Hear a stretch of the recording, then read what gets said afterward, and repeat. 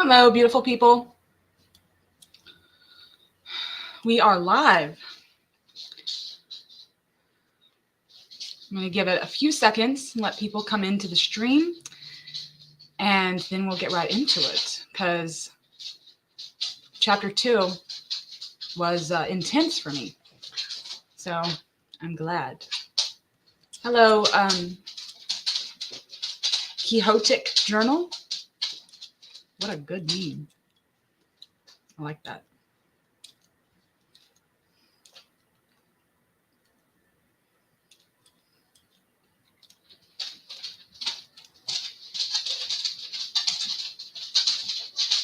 Okay, well, I'm just going to jump right in.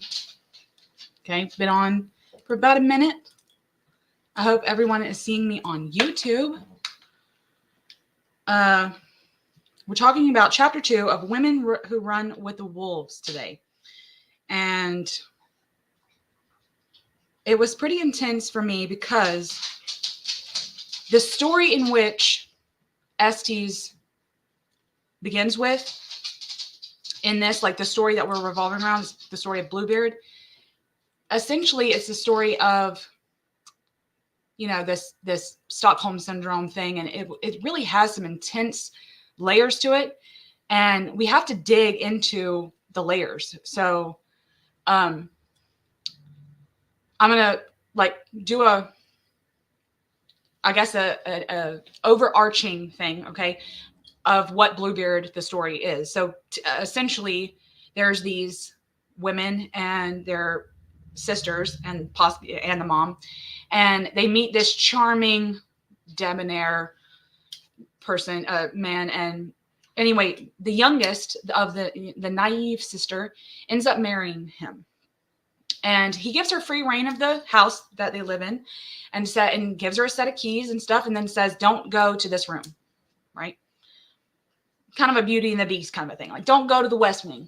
And she invites her sisters for a visit, and they immediately want to know why they can't see into this room. And essentially, it's just, it begins with their quest into finding which key goes to this forbidden door. And spoiler alert, when they open the door, there's all kinds of bones in it. And I guess you could say that they're the bones of this man's previous wives. This charming, debonair man has essentially succeeded in eradicating the curious nature of the wild self that lives in these wives, previous wives of his.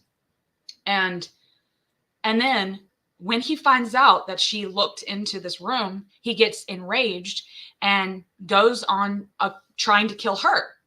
Well, she gets her brothers involved and, kind of manifests them from her brain, kind of manifests these brothers that we didn't even know existed, manifested them out of nowhere. And here they come riding down the hill to save her. And they essentially kill this man, and he doesn't succeed in killing her. So that's that, there's that.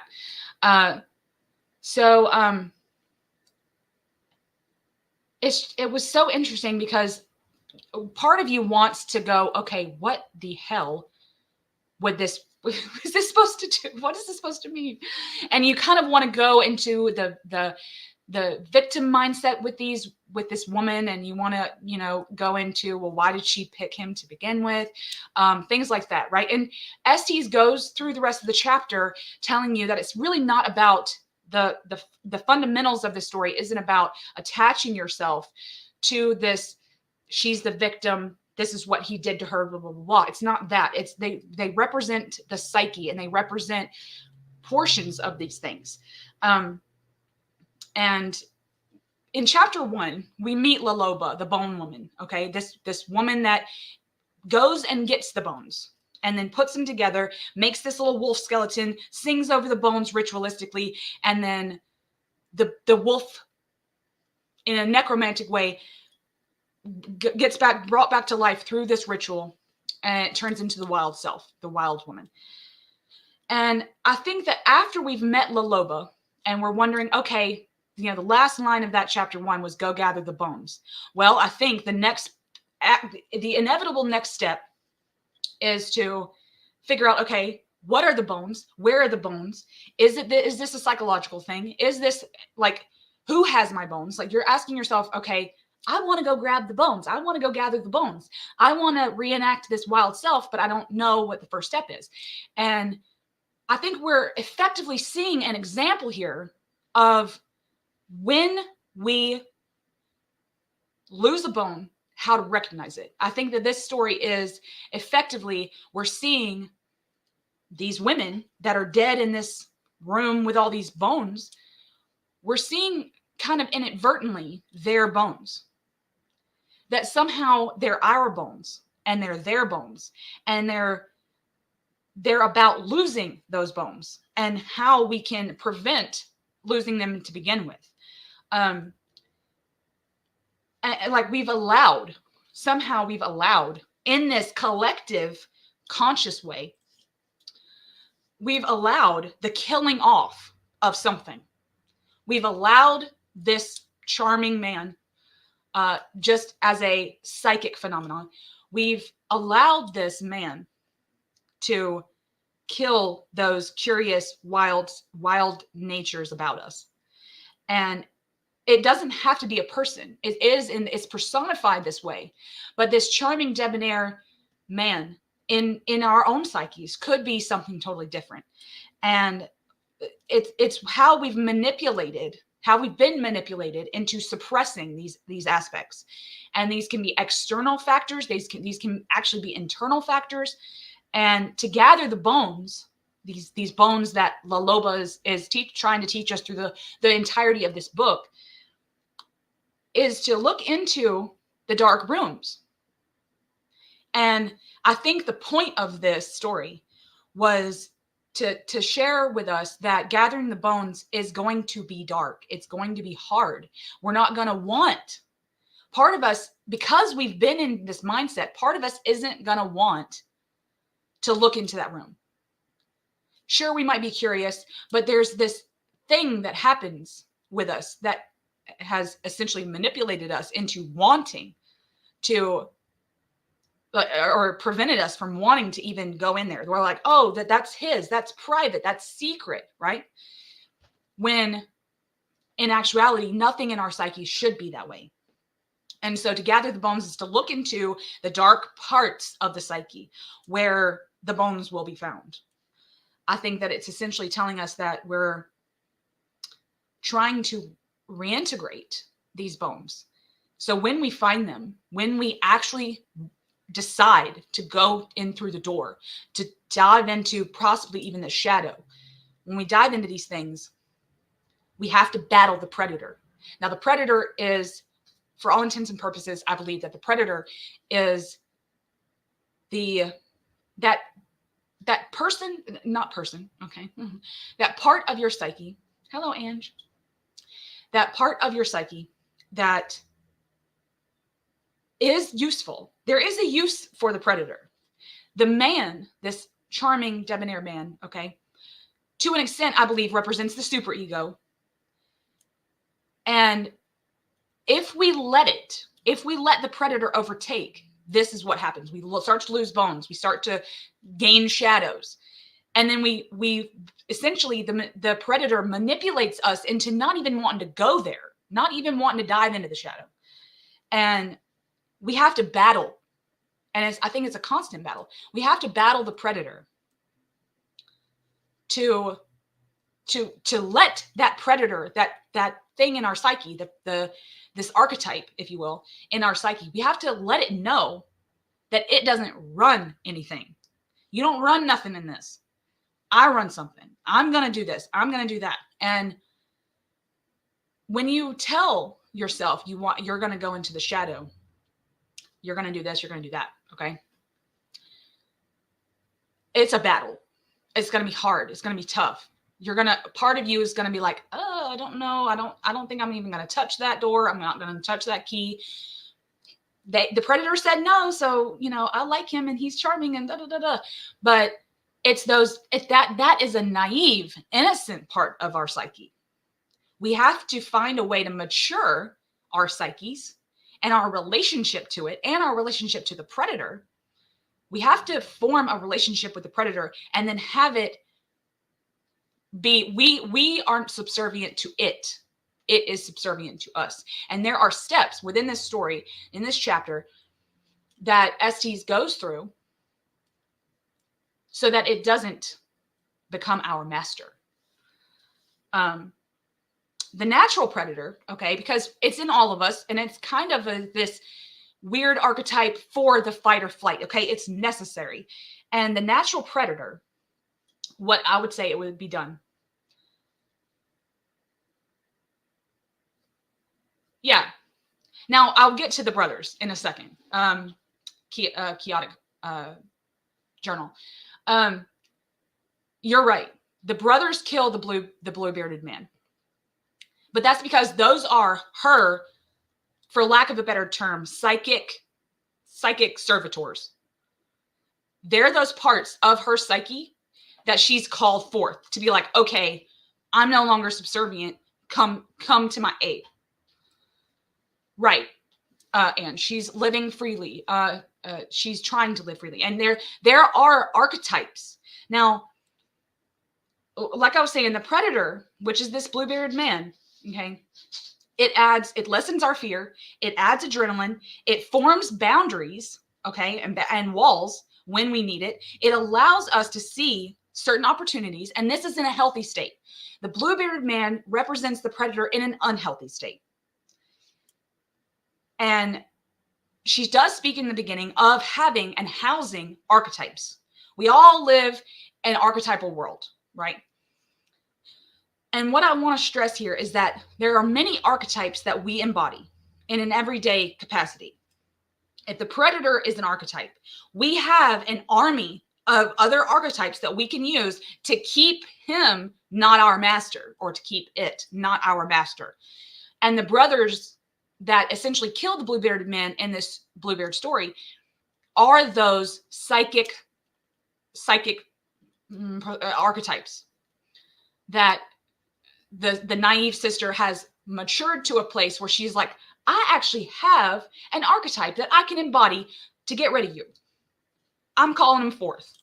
Now, because she's in a naive, innocent state with her psyche and doesn't have a good relationship with it, hasn't conjured it. It took her a long time. It took the brothers a long time to get down the hill and into the door and all that.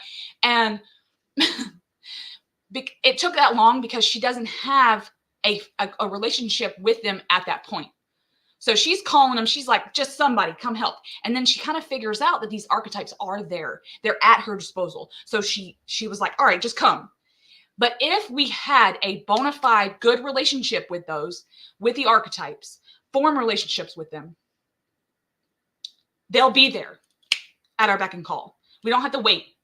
So if we're hit with these psychic vampires in a manner in which they're draining us of our wild self and draining us of our curious nature, okay? If we form relationships with them, then these archetypes could essentially be there as an army, a psychic army. And she does speak in the beginning of this book, the chapter, about housing them. Having a little countryside, in the psyche, like an astral kind of a place on the astral to house these archetypes that you're going to use, that you're going to have to use throughout your life. And it's necessary for them to be near the surface, right here, not buried too deeply. And I thought that was interesting. I'm kind of looking down at some notes because I want to stay on point here. So bear with, okay? One interesting thing because it kind of shifts in this chapter leading from the Bluebeard story to the predator archetype, which is essentially what this blue-bearded man is. Okay. This suave character in your psyche. Yes. Like a personal arsenal. Yes. And I think sometimes when you don't know which archetypes to embody, which archetypes to use, it can be like that. You're like, okay, just everyone, okay, what do I need? So essentially, if you had this personal arsenal, you would you won't become submissive to this predator. And what was interesting about the predator, because she kind of Estes leads into it being this predator archetype for you, and in an unhealthy way. She talks about it having no conscious origin. And yeah, I got on StreamYard, Ange. As you can see, like my layout, isn't this awesome? Like my creative juices are already flowing with this as a side note. So yeah, gonna have fun with this from now on. The predator is without conscious origin. And what that means is it easily takes over because we're born with it. It's not something like the personal arsenal that we manifest within our psyches over the course of our lives. We're not manifesting them out of nowhere. When we need one, we need this, we need this, we need this, we need the warrior here, we need this here, and the caregiver here, like whichever archetype we're embodying for whatever we're trying to deal with in life, the predator has been there since birth. So we don't even know half the time that it's there. So I think that that's why it easily takes over. Again, I believe to an extent that this is the super ego. And she speaks of the predator being a failed magician. Now, being a failed magician, of course, makes me think of the magician card in tarot. And I know that for those who may watch this that don't practice tarot, basically it's about willpower. It's about mental capabilities. Okay. Just for a really general term, generalization. But being a failed magician, you think, okay, they tried, this predator, okay, tried to enact this charming puppeteer type of a thing. But they failed at it. So that means, okay, well, you're welcome, Space Wagon. Okay. There may be some spoilers, but it doesn't really matter with the nature of this book. It's a revolutionary tale. So just hang out with us. A failed magician, possibly even like a reversed magician in the tarot, manipulating, cunning, a charm that is used for ill. That's how I would describe the reversed magician in this context.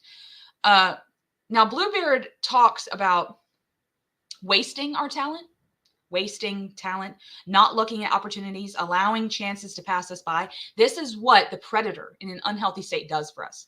We don't even look at opportunities. We pass by the doors, the open doors, and we're like, oh. That's what the predator in an unhealthy state does. Because that open door, even that locked door might be an opportunity that our curious, again, we're born with these things. This curious wild self is we know we might find an opportunity for something behind this door, but we're kept from it. And that's where the rubber meets the road, as they say. The predator wants you to feel insignificant towards your choices. Possibly this is where imposter syndrome is born with the predator. The predator is this it's an unhealthy wolf. Okay, the wolf that is gone feral, rogue, is in your psyche telling you all of this about you, and that's where the shadows go. That's how shadows are born. And so I think, again, because it doesn't have a conscious origin, we're born with the predator. We don't always know when it's overtaking our psyche. We don't always know. We're just listening to it because it's been with us since birth. We're like, oh, okay, all right, so we have to be mindful of that. And I think that conscious awareness, mindfulness is necessary in battling this predator. Now, throughout the course of this chapter, and I kind of touched on this. Well, I didn't touch on it that much, but I mentioned in my Discord that this chapter kind of filled me with an uncomfortability that I tried to sit with, that I tried to sit with. A lot of the parts of this, maybe it was the fact that you kind of want to yell at the sister. You kind of want to yell at this naive person. Go, no, no, no, no, do not go. And you kind of want to beat the ever loving out of the predator, the Bluebeard man. And this uncomfortable feeling made me think that I'm reminded of the passive girl that lives in me. An almost pacifist that has been made that way by my own psyche. And that was something that really uncomfortable that I sat with. Now, towards the middle of the chapter, I think, hey, D, it's okay. You can go back and watch it. Right. Oh my gosh. Yes. Pandora's box is an excellent example. Interesting that eating the fruit or opening the box inevitably leads to a fall. It only leads to a fall because we've allowed, I'm just going to say it, we've allowed this predator, the man, okay, in this instance specifically, the Adam and, for all intents and purposes, God and Zeus, to effectively suppress our own needs. Something that comes naturally to us. Okay? But don't get me started on that. Okay. Towards the middle of the chapter, I think it was towards the middle, maybe, there was a scene that Estes shares with us about an older woman who always dreamed of riding the rails in her big hat and silk robe. Okay? And after marriage and kids and suppressing herself and suppressing her dreams and not living to her full extent, what does she do? She dresses up in her big hat. She puts on her silk robe. She washes the floor and then unalives herself right there in the kitchen. I bawled heavily after I read that. Heavily. Because what that essentially is in this instance, a woman who lived her life for someone else. And it dawned on her one day, I'm going to do this one thing for me. And I don't want to get choked up here, but I cried ugly tears after reading that. And it really reminded me of the relationship I have with Sylvia Plath. Okay. And the last line that Estes writes in this little blurb that she gives us about this woman not living a fulfilling life for her was, every woman alive knows why she washed the floors first.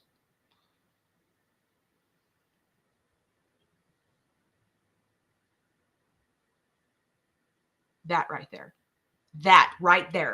Every woman alive knows why she swept and mopped the fucking floor first. Sorry. I tend to get cussing when I get passionate, but we do. Sorry, but we do. We know why she cleaned the floor first. We know why Sylvia Plath washed her kitchen first. Okay. And it, again, reminded me of this girl that lives within me that looks to women, especially, I guess, because I relate to them, that live these lives that are doing what other people tell them to do. And then what happens? They get to a point where they just can't take it anymore. They can't express themselves, and they know they can't express themselves. And that is because 35 years of that predator in some form or another has suppressed them effectively, downtrodden. So there's this story that I do want to share with you guys that I don't know if this was here in the South. I don't know if this was national news, but this really reminded me of this news story that I saw growing up. I think I was still pretty young when this aired, about this little girl. I think she was a teenager. She was abducted. Okay. And she had been a captive for many, many years and effectively somehow escaped. I don't remember how. She escaped. And there were many interviews with her and her parents after the fact, after she had effectively come back home, after being an abductee. And in an interview that my mom was actually watching, I was kind of, I was watching it, not supposed to be watching it with her, but I was watching it and hearing it. The dad spoke up and said she didn't know how to scream. She didn't know how to fight. Where I think he was a preacher. They were very God-fearing, and they never yelled, never got angry. Not that their life was perfect. It was just they didn't teach. He blamed himself because he said, I never even taught her that the world can be like this. She didn't even know how to scream. And these stories that Estes writes in this immediately reminded me of these girls that aren't taught to scream. And that, not that is an excuse. That's not an excuse. Okay. And that's not even I'm not even going to hit victim blaming and shaming, because we're not doing that. But it really, I had to have been 12 or 13 when I watched this newsreel, and it really affected me because it taught me in that moment how blessed I was to have essentially a dad that did teach me how to do those things. And I'm going to share a story of my own life with you guys in all vulnerability that goes along with this. Hi, Dylan. Yes, I'm having a good day. We're talking about Women Who Run with the Wolves, chapter 2. Glad you're here, though. There's a story about my dad that I want to share. We lived on kind of a main road. Our little small house lived kind of on a main road. Not a lot of traffic, to be honest with you. And it wasn't a great part of town in terms of crime rate. All right. It was the poorest part of town. And sort of, I guess. I don't really know how to describe it, to be honest. And when my sister and I were young teenagers, 13 to 16, okay? And yeah.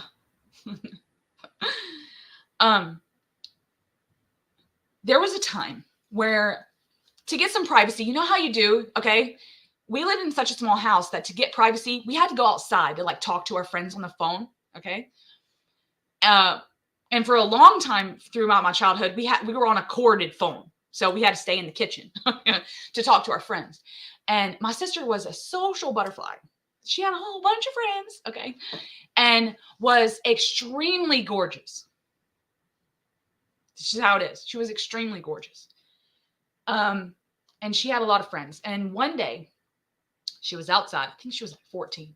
She was outside at the edge of our property, close to the road, trying to talk to one of her friends, right? Being all cute, right? And a car came by. Really slow. Really slow. And my dad was watching out of the window. And the car rolled by, right? Didn't think nothing of it. Here come that car again. My dad was like, nuh-uh. And y'all might think that this is tough love, but I'm blessed that this happened, okay? Because it taught us all something. My dad, because my sister was just not even paying no attention, okay? Just oblivious, right? And my dad effectively walked out like a predator, right? So that she couldn't see, kind of hid in the trees and then popped back out, so she wouldn't know he was there. And he grabbed her like this and started dragging her back towards the house. Not that he was hurting her. He wasn't hurting her, I promise you. And when she got back to the house, she was really freaked out, okay? Didn't know who it was at first. until he told her, after scaring her into, okay, he said, simple sentence. He said, that's how quick it could have happened. Bam. That's all he said. I mean, they had a little tiff, okay? Because, we're pretty bolsterous people. They had a little tiff, but it was effectively that my dad was teaching her, pay attention. So fast, those cars, whoever, just took you right out, and you've been gone. Wouldn't have known where you go. So I'm sharing this because I was blessed to be kind of taught, okay, that the world is not a good place. And there are good people. There are good people that want the best for you, but there are people that don't. And you have to be taught that. You have to be taught that. And you need parents that are willing to teach you that. Okay? And I was blessed. And yeah, exactly. Now, and it's not, okay? It really isn't that this is about women versus men or women versus anyone. This isn't about that. It's to the statistics are just there for us. And it's not about being a damsel in distress. It's really not. And it's not about saying you're not paying attention, so you're to blame. That's not what that was. That was him effectively saying, I love you. And I want you to know that no matter what, I don't want you to be taken. And so I'll teach you how not to get taken. If it ever were to become a thing. And our rule, even in childhood, our rule was like, if we were in a department store like Walmart, I have this rule with my own children, and they're boys, okay? So it's for everyone. We have this rule that if you go to the bathroom without a parent, okay? Because once you hit a certain age, you want to be able to go to the bathroom by yourself. Like 12, right? Our rule, well, essentially my dad's rule, okay? Again, my dad was pretty tough. I want you, if something's happening to you, I want you to yell loud enough so where I can hear you no matter where I'm at in this store. No matter where I'm at in this huge department store, you need to yell hard enough for me to hear you. And that was always a rule ever since I was a kid. And luckily nothing like that ever happened to us. But we were taught, and that just makes me think of all this. And it, like I said, I was really uncomfortable reading this chapter. But this is the psyche. So let's get back to the story, okay? This is the psyche, and it's not necessarily this outward projecting, okay? Yeah. Everyone is vulnerable to predators. That's everyone. Yeah, everyone is. Yeah, yell and scream, kick. And I don't know. It just saddens me that some people aren't, because it's only to show kids that are naive and innocent that there are predators. There's predators in you. There's predators in you. You want to be taught against predators out here, of course. Okay. But then there's a predator that lives inside of you. And that's what this whole chapter was about. But it made me think of external predators and internal predators. It's like, if I'm going to be battling the predator inside, I need to know how to battle the ones outside too. Okay. All the predators. And it really did get me thinking about victimhood and the sadness of that. Bluebeard saddened me, this story. And like I said, this story of that woman okay, I'm going to ask y'all a question. Back to that woman in the hat, in her silk dress, wanting to ride the rails on a train through Paris, okay? What's wrong with that? I mean, in terms of dreams, it's not a huge dream. What was wrong with that? To the point where at the end, she'd never felt like she could. She couldn't do that. And I guess what I want to say, a public service announcement here, is that whatever your dream is, even if it seems unattainable, what was wrong with that? And why do certain peoples think that, oh, your place is here? Why do people think that? Why did other people, external people, even the predator that lives in your own mind? See, essentially, when you're met with these external predators of some nature, that feeds the predator that lives within you. That effectively suppresses that you wanting to do something. Okay, you having a dream, you have an aspiration of some kind. What is wrong with having a dream? There's so many people out there that are like, this is your place. Who are you to tell me what my place is? That's what I want to ask. Who is anyone out there? How are they going to tell you what your place is? That made me think of that too. Yeah.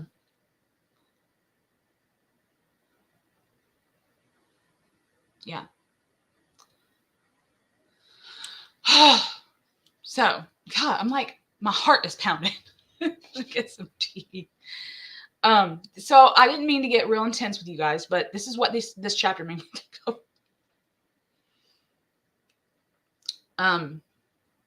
I think that essentially this Bluebeard story is about the wild self within you,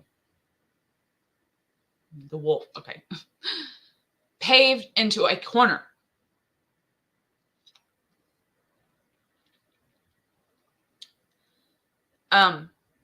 I kind of want to plug here too, that because I mentioned Sylvia Plath, it made me think of her, right? And her life. Okay. Essentially. What other movie in pop culture do we know of that this suppression in women has happened? Fantastic movie. Oh, fantastic movie. Where the woman wasn't treated right, was suppressed in a way that she was told what her place was, what she was supposed to be doing. It backfired. Okay. It backfired.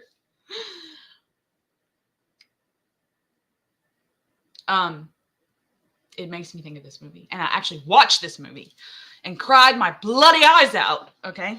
Because I always do. Thelma and Louise. Okay. There's a line in that movie. Yeah, Stepford Wives is another one. Yes.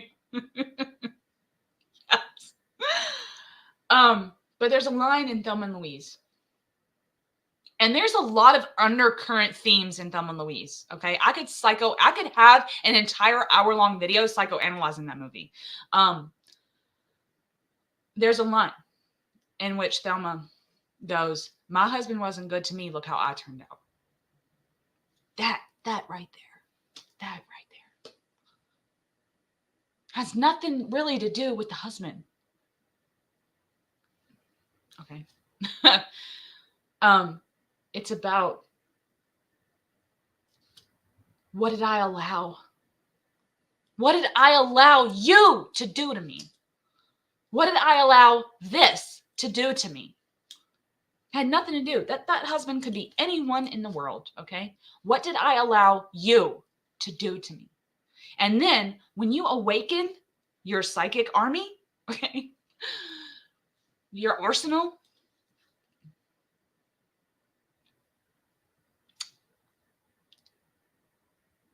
you wake up parts of yourself. You engage with parts of yourself that are of a more wild nature. Because when you're trying to form this psychic army, okay, and figure out which archetypes to use when, it starts in a primitive place. You start down at zero. You're like, okay, I don't really know these archetypes, but I'm going to pull this out and pull this out and pull this out. And that's what Thelma did. She pulled all these things out of her ass and went wild, okay? And because she was effectively so suppressed. And then, of course, other shit happens to her. But this downtrodden wolf, your wolf paved into a corner, is going to eventually fight back.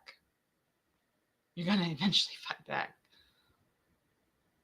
And this could happen in a psychic way. You could even say that all this is happening in the psyche.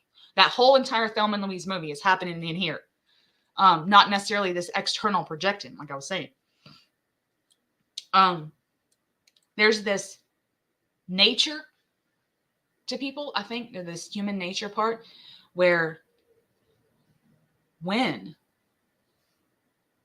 we're suppressed or repressed, we have these pressed down parts of us.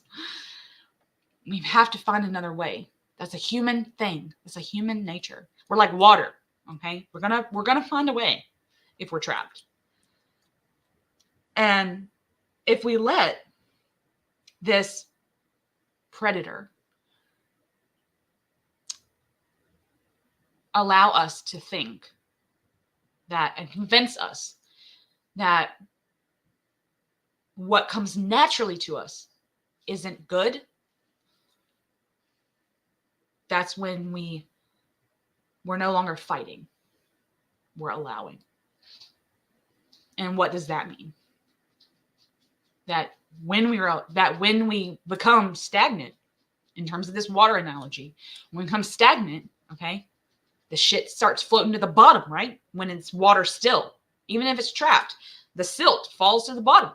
That's a shadow. Those shadows. But then when we learn we got a new path over here, we go that way. Clean water. Okay. I don't know. I don't know if the water analogy works. Let me turn the page in my damn notebook here. Oh, Dylan, they earned it. Okay, I'm gonna tell you this right now. They earned that ending, in my opinion. Okay, but I get it. Okay, so Bluebeard.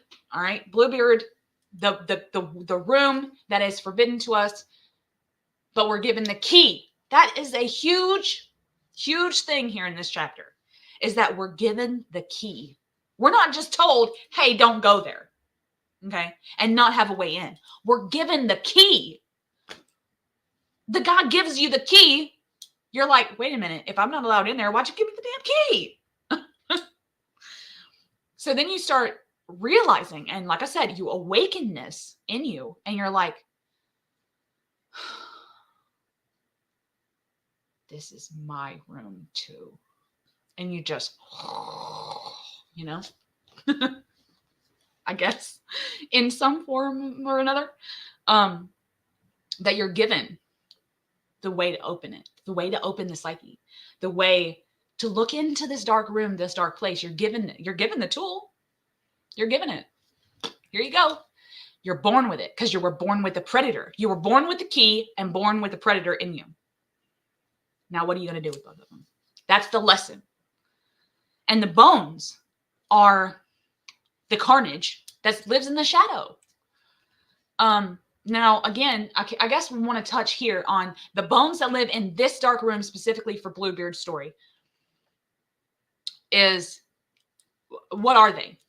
Okay. I mean, of course, in the story specifically, they're the bones of these other wives. Okay. But what do they represent? They represent your crushed dreams, your crushed hopes, the opportunities that got away from you. Okay. They're the goals that you have neglected, not out of, I need to put that to the back burner for mental health. Okay. That's not it. The goals that you had, that you set for yourself, that you're like, oh, that's not my lane. I'm sorry. I can't do that. I can't do that. I can't do that. They're the things that you wanted to go after, and you've allowed the predator in your psyche to suppress the urge. Okay.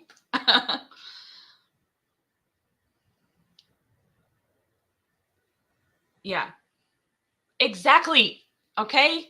All right. Look, please don't get me started on the creation story. It's one of my highest mythological loves. Okay. Dylan, I could talk about that shit all day. Why'd you give me the key? Kind of reminded me. Yeah. Why is the tree there? The tree is there. Okay. First of all, the tree of knowledge is there.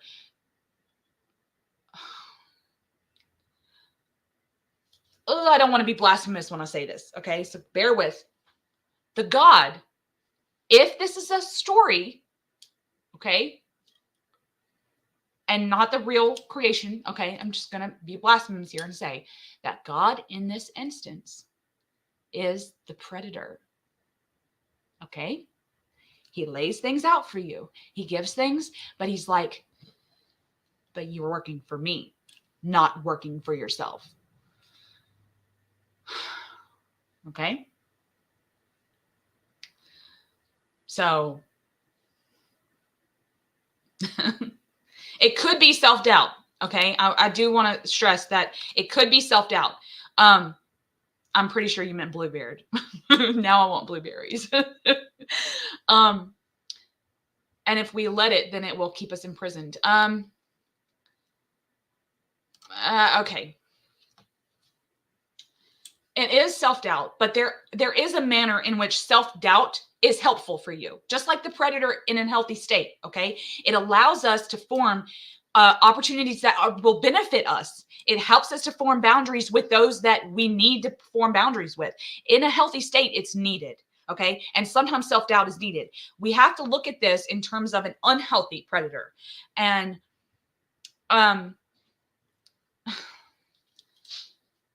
when we look, and possibly this is even, we can look at this in terms of shadows, but we can also look at this in hindsight. When we look back over our lives, we will find a dream that we had, that we let go for some reason.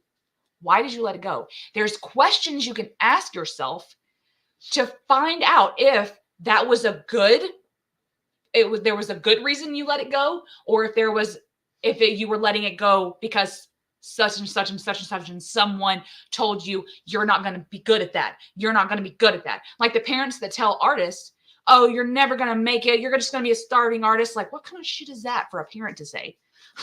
Go out there, live off ramen. If that's what you want to do, if that's what's going to make you happy, why aren't parents saying this? But it's that right there. You're letting these external pressures, okay, form what you think you're supposed to be doing, okay? Not what you're actually supposed to be doing or what's been going to benefit you. So I think that in some regards, you have to look back over some of I will say the bigger memories that you have, because the smaller memories, it's hard to pinpoint with those smaller memories what actually has gone on, because the memory works that way. So the bigger memories, the ones that you kind of think about all the time, and you're like, God, I wish I did that. God, I wish I didn't do that.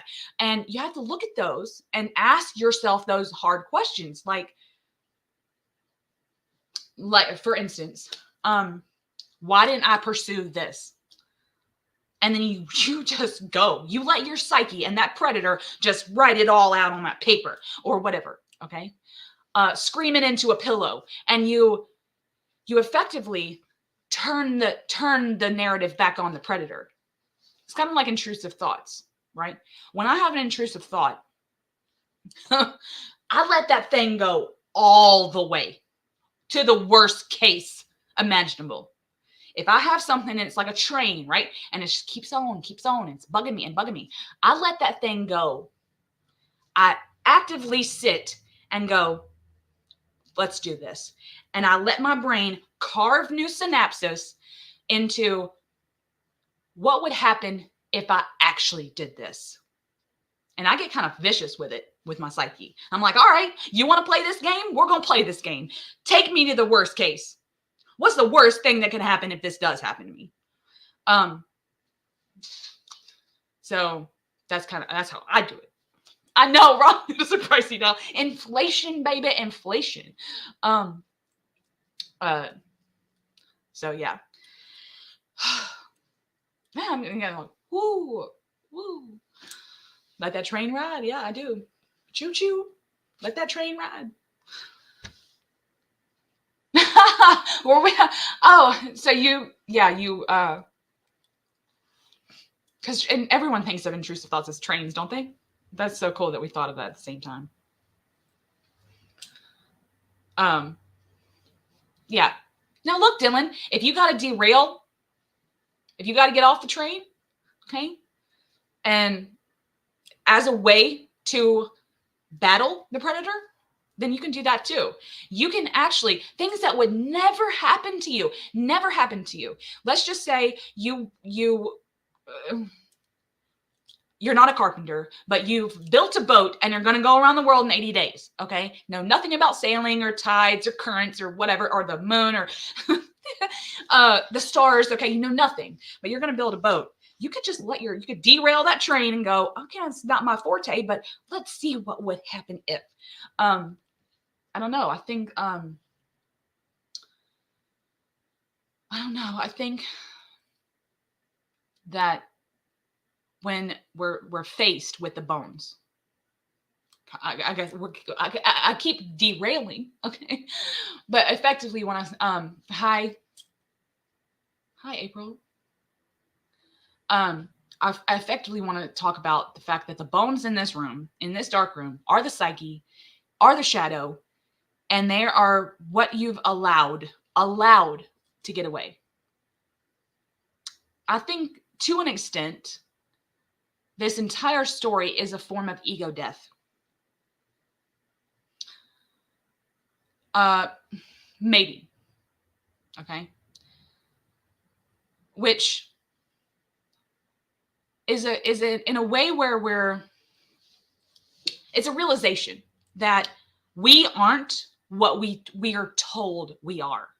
We are. The whole thing. Throughout the course of your life, you are told you're this, you're that. You need to think like this. You need to think like that. Okay. It's just a conditioning thing.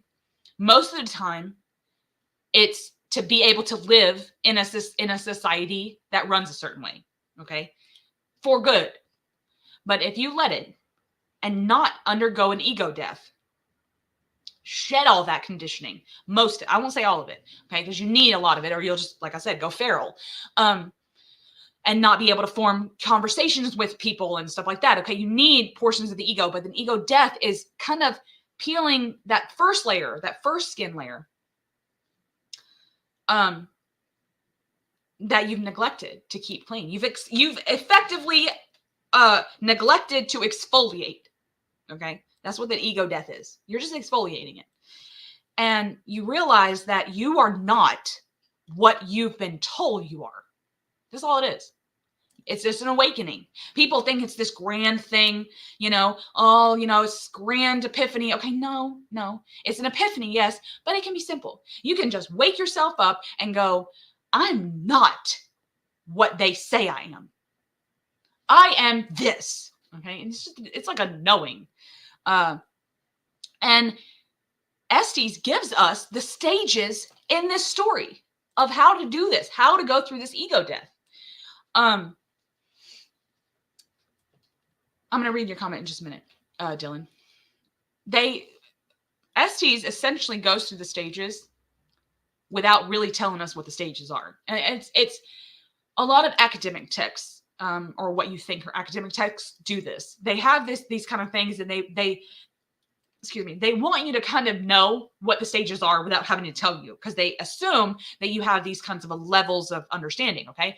But essentially, when I went through the chapter and then reread it again, I kind of came up with, I think it's 5, maybe 6, I'm not sure,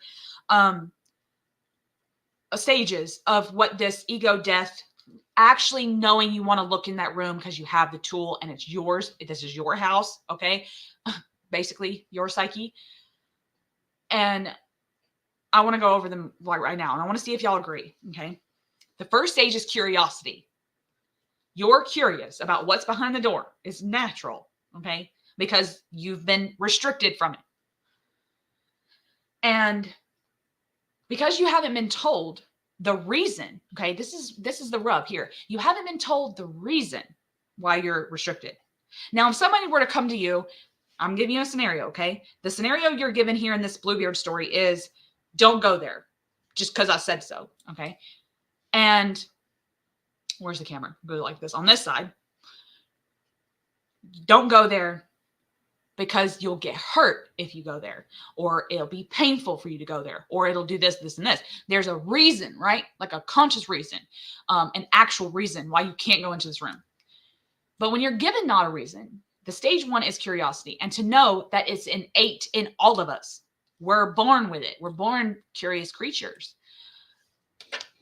And then stage 2, because kind of Estes talks about this in this chapter a lot, is courage to face what you do find. So it's not only that you have the curiosity to look behind the curtain, so to speak, you have to actually be courageous in what you are facing. You have to stand up to it and go, I'm not scared to face this shadow.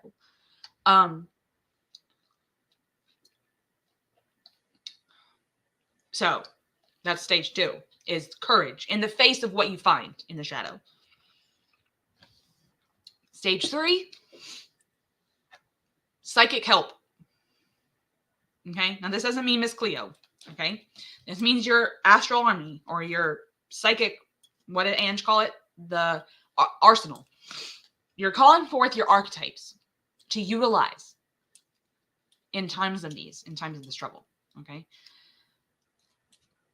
but once you do that, like Bluebeard did, he's yelling, he's raging, and he's climbing up the stairs to meet you and stuff like that, right?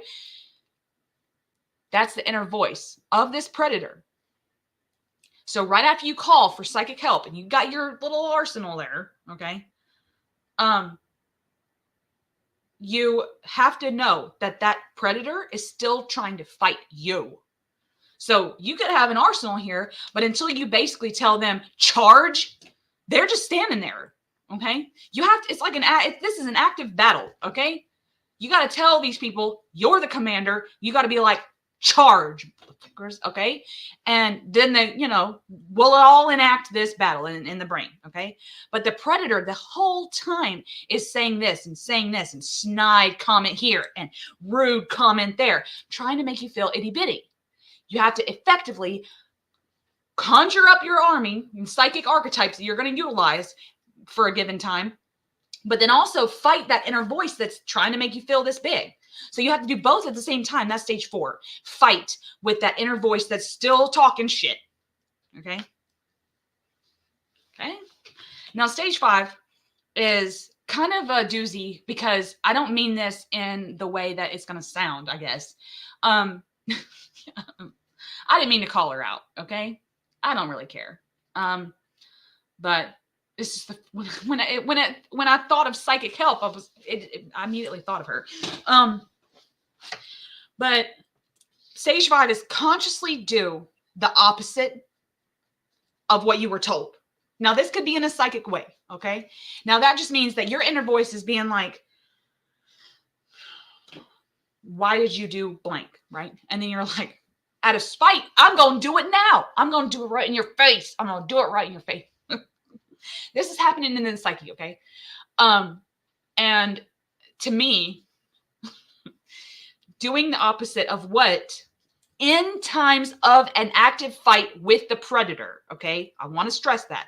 This is an active battle you're having with the predator because it's trying to make you feel subservient and insignificant. You have to do the opposite of what it says. And then go back through the steps, okay? You're curious? I'm curious. Start the battle this way. You turn around, you face your predator. Okay. Again, I'm using a whole bunch of analogies here. You turn around, you face your predator, and you're like, I'm curious why you think you can talk to me like that. Okay. And then if they're just still going to be, right? Then you got to still stand there and be like, I don't care what you spew at me. I'm going to stand here and look at you like this all day. And then you're still calling for your archetypes. Okay. Tell them to just charge.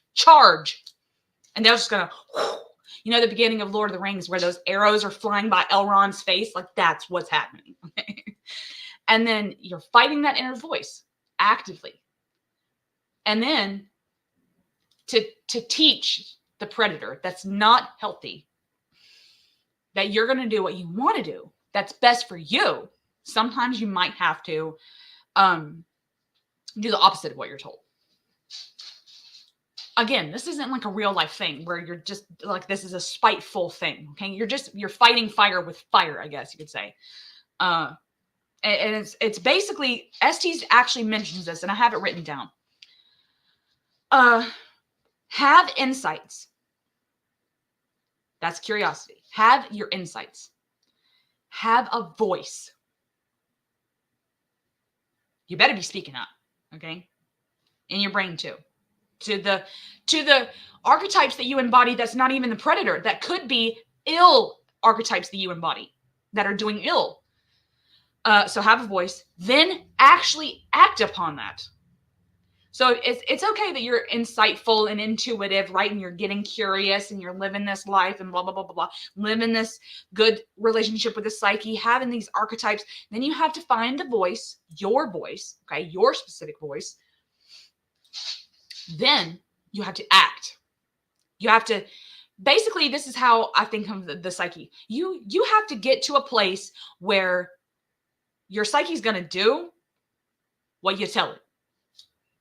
In a large capacity, you know, things that the predator, the unhealthy predator, doesn't want you to say or do. They don't want you to have a voice. They don't want you to act. Like, once you say you're going to do something, act upon it. There's a morality kind of a take we could do here, but I'm not going to go there, about like keeping your word, right? Sometimes you got to back out. Okay.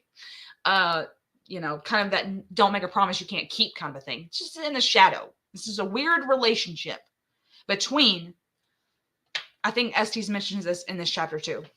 There is a weird relationship between curious and investigative, and nosy and inquiring. Have you ever been told, oh, you're nosy, or curiosity killed the cat, right? Like, that's a huge thing, right? Huge. And that you use it, or someone else has used it to you as a threat. Like, oh, no. Curiosity killed that cat. Well, I'm not a cat. Okay. I'm not a cat. I'm a wolf. That's what I have to, but you have to kind of think about. And then, like, when you have to know the difference. When someone's telling you, oh, you're just nosy. No, I'm inquiring about something. And it's okay that I've asked this question. It's okay that I've asked this. And that's you effectively fighting that off. That's you having that voice and acting it out. Standing your ground and being courageous with that. And again, this could be an external projection or some conversation you're having in your own psyche. So anyway, the Charmed episode. What is Dylan saying about Charmed here? I remembered the Charmed episode where their dreams come true, and Phoebe's dream is attacking her, but it turns out to be her. It's interesting because I think that the episode you're referring to, the dream world, in large ways, the dream world is good for us. Like, my imagination is vast, okay? But if it were to ever come true, there's minuscule things that could happen in this dream setting that aren't benefiting you, but you don't know that they're not going to benefit you until it actually happens. And sometimes opportunities work like that. Sometimes when you go after something, and at the end of that, you're like, I don't know, I don't no longer really have this dream anymore. That's okay too. Or that's not really what I wanted. Or once it was acted out, some parts of your life that you do admire about yourself and the people around you won't be there, because the dream world has like 86 them. So I don't know. The song Eyes on Fire. I'll have to go look that up. I'm going to write this down right now. Eyes on Fire. I've never heard of it before. So, anyway, Let's see. What was the last thing I wrote down here? Sometimes we must dismantle. Oh, okay. Sometimes, yeah, because sometimes we must dismantle psychic assaults, because that's technically what the predator in this unhealthy state is a psychic assault. Something in our brains. And like I said, this happens through external pressures that we've allowed certain people to have against us or our own. Okay, because we've effectively been told who we are, and then we kind of live that after a while. We kind of become what we've been told because we were told that much. So we're dismantling that. We're counterattacking them with the stages that I just talked about what I think that's why know thyself is such a heavy thing for me in my day-to-day life, is that if I were to ever, and there have been times in my life where I did not know who I was. You know, those times where you're like, I don't know what came over me. That right there is a time where you didn't know yourself. Or you were thinking that you were something else besides how you just acted. And that's not true. That's you. You just didn't think that was you. So I think know thyself is the best way to combat these psychic assaults. I want to end with this too. I think this is the end. Yeah, the end of my notes, I guess, because we've been on for an hour already. Sometimes the predator, okay, I'm going to look down and see what I wrote.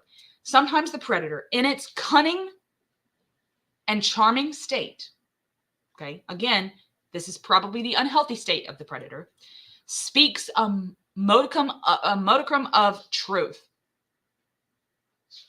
Now, because we're born with him being Bluebeard, okay, the predator. We're born with it, the archetype of the predator. It is needed, again, like the ego. It's needed.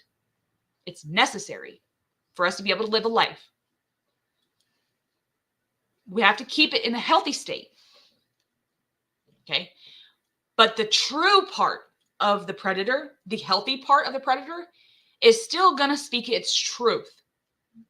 And it depends on how dominating you've allowed it to become, is how much truth it's going to spit. So even if you've allowed it to go, allowed it to go to a dominating state, it may still speak a modicum, a little bit of truth, healthy truth.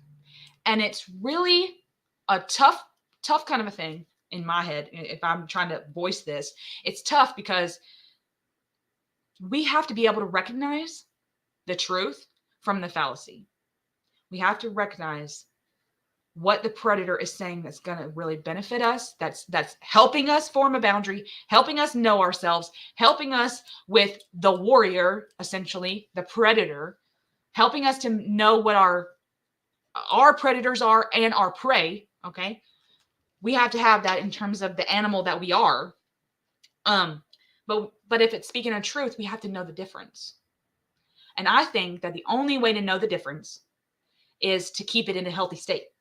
If we kept it in a healthy state, then it would only speak truth. I only speak the truth. I only speak the truth. You work with it, form a relationship with it, so that you maintain a healthy relationship with the predator. And let anything else that damn thing says go. And if it's starting to sound, if the predator itself is starting to sound like it's making you feel insignificant, then it's going to the unhealthy spot. And you're like, hold up, no, back up, back the hell up. Okay, stop. Hammer time. Okay. And you tell it like it is. No, get back to the truth. What was I going to say? What were you going to say again? Again, go back to the stage. Again, I'll say it. I'll end with it. Stage 1 is curiosity. Stage 2 is courage. Stage 3 is call for psychic help. Use your archetypal arsenal. 4, fight that inner voice. And 5, if you have to keep it in a healthy state, the predator, do the opposite of what it says.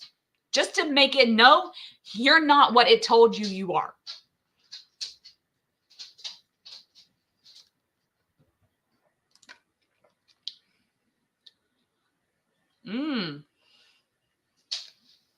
That's a good point. Good point. Hypervigilance. It's a good word. So, anyone have any closing thoughts before we close up? I'm kind of excited to put this chapter behind us.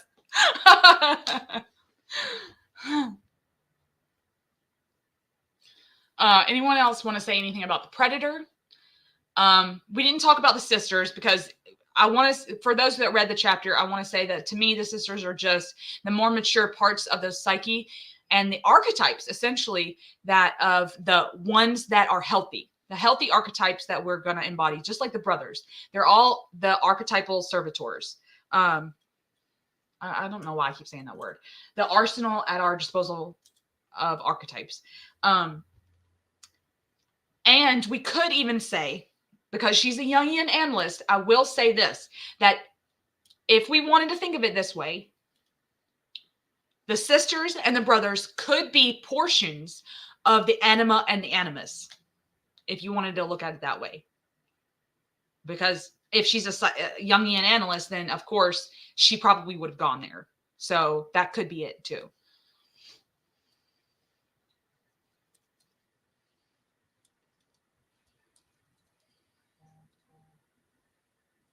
Ooh, Dylan. Dylan's making a deck, y'all. Bound to the ground. Ooh, that'd be a harsh thing for me to witness. Is my wolf or a wolf bound to the ground? Oh, I think they need to. But yeah, get the meaning is nice. And not listening to your instincts might actually be a good meaning for that card. That's what happens when we're not listening to our instincts, not having any intuition, then not using that voice, having a voice and then using it and then acting that out. When we're not effectively doing those things, the predator has overtaken. So, all right. Hour and 11 minutes, y'all. Hour and 12, actually. I think we're going to get off of here and start reading chapter 3. Start reading chapter 3. I don't know what chapter 3 is. I mean, it doesn't matter. If y'all are reading along with me, then y'all know.